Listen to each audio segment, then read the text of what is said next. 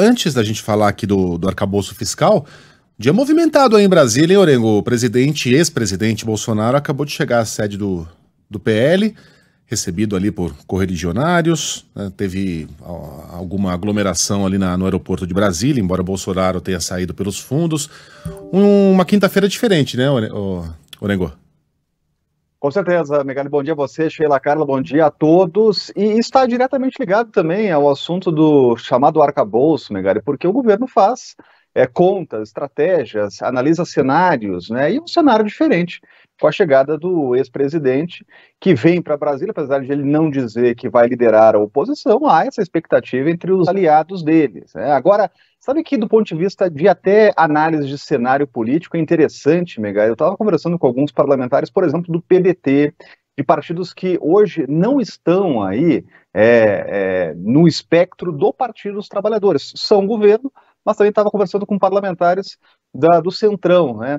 E esses parlamentares acreditam o seguinte, que isso pode até, em um certo momento, ajudar o governo naquele sentido da polarização, de manter um discurso ativo para o governo, de crítica constante, permanente, ao ex-presidente, que agora estará aqui ao lado, em Brasília, e até focos aqui estratégicos de críticas em relação à questão das joias, a cobranças ao ex-presidente, né? Do ponto de vista da oposição, obviamente terá uma pessoa aqui que vai centralizar as atenções, mas também há um receio, no sentido de que a oposição estava se reagrupando nesse momento, os últimos dias não foram bons para o presidente, para o governo, principalmente em função daquela polêmica lá das acusações infundadas em relação ao senador Sérgio Moro, né, do presidente levantando aquela possibilidade de uma espécie de conspiração lá da Polícia Federal. Então, não foram dias bons aqui para o governo, e essa foi uma avaliação até de aliados do governo, né? Então, há um reagrupamento,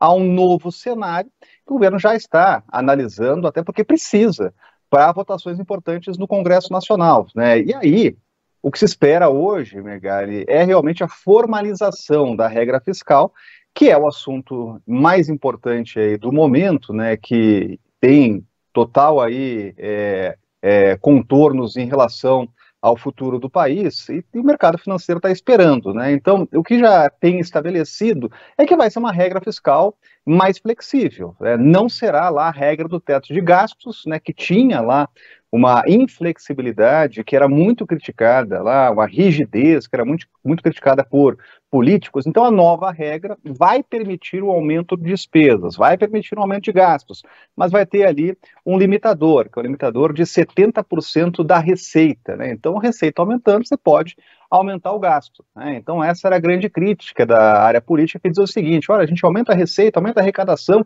e não pode gastar mais, né? Tem trava, não tem como fazer mais investimentos. Então, com a nova regra, isso será possível. Agora, é só bom lembrar, Megali, a gente estava falando de cenário político, de contexto de Congresso Nacional, que obviamente pode mudar e deve mudar com a chegada do ex-presidente, né, centralizando aí esforços de oposição, pelo menos há tensões de oposição, né? Precisa esperar os próximos dias para ver como o ex-presidente vai se movimentar, né? Mas, obviamente, a análise agora importante é dentro do Congresso Nacional, porque essa é uma proposta apresentada pelo Executivo, que chega ao Congresso e pode e deve ser alterada. O ponto é esse, né? Essa é uma proposta inicial e não dá para imaginar que uma proposta chega ao Congresso e os parlamentares não vão ter autonomia para alterar esse texto. Então vai ter muita pressão, mas o importante é que a proposta caminha, que tem uma data importante, que é do dia 15 de abril, que é uma data de envio da Lei de Diretrizes Orçamentárias, então tem um calendário aí que precisa avançar, pelo menos agora a gente tem uma proposta,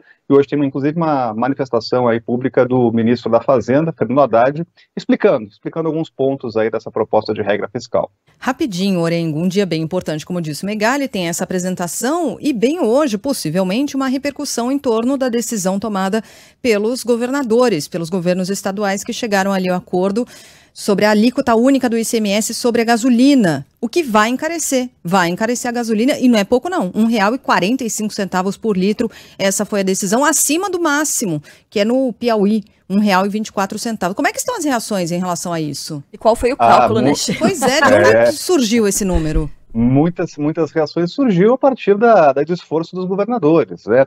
Aliás, olha como os temas eles se entrelaçam, né? A gente estava falando de regra fiscal, da chegada do ex-presidente, de cenário político, né?